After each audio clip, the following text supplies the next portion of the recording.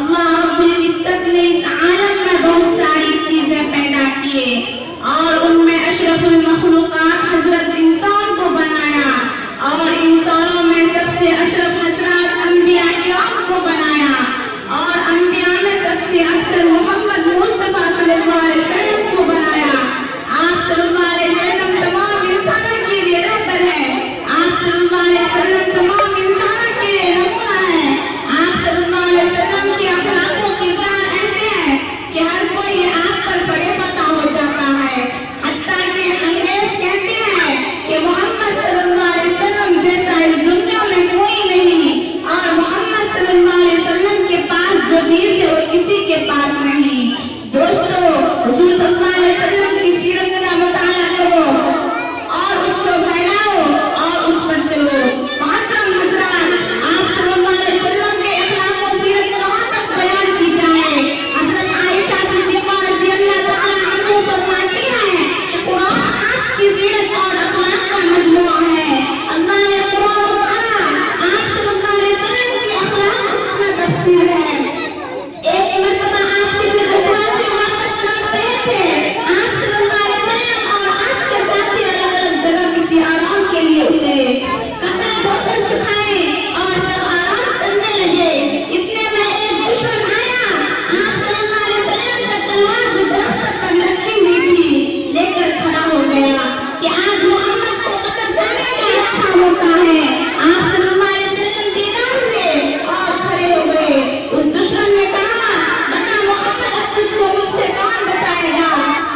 آپ صلی اللہ علیہ وسلم نے اطمینان کے ساتھ جواب دیا، اللہ. آپ صلی اللہ علیہ وسلم کا جواب سن کر وہ تھک کر کانپنے لگا. وہ کہنے لگا کہ آپ صلی اللہ علیہ وسلم نے تلوار لی اور کہا کہ بتا اب تجھ کو مجھ سے کون بچائے گا. وہ کہنے لگا کہ میں آخری کے لیے کام کروں. آپ صلی اللہ علیہ وسلم نے معاف کر دیا.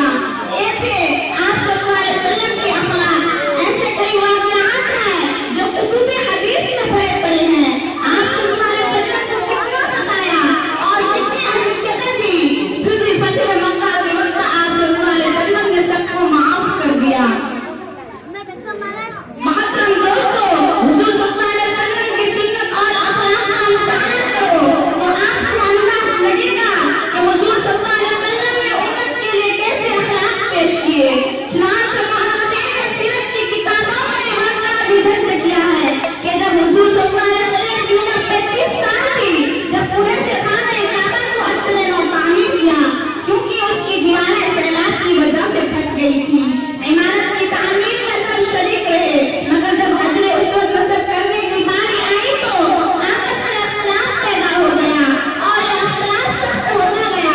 4 دن اسی کشمکش میں گزر گئے اور ہر شخص کی خواہش یہ تھی کہ ایک کام میرے ہاتھ سے انجام پائیے.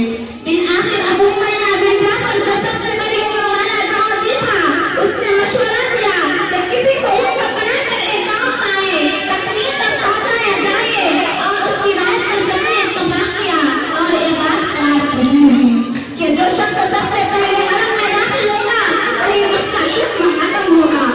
اگلے روز سب سے پہلے آنے والے شخص نبی کریم صلی اللہ علیہ وسلم ہی تھے.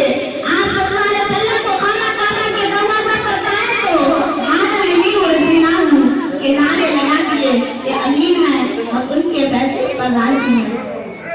نبی کریم صلی اللہ علیہ وسلم نے اپنی قیادت اور سیرتی سے ایک تدبیر کی کہ ایک چادر بچھائی. اس کے بعد اپنے دست مبارک سے پتھر چادر پر رکھا اور حضرت نے سردار کو حکم دیا کہ اس کو اٹھا کر لے چلو.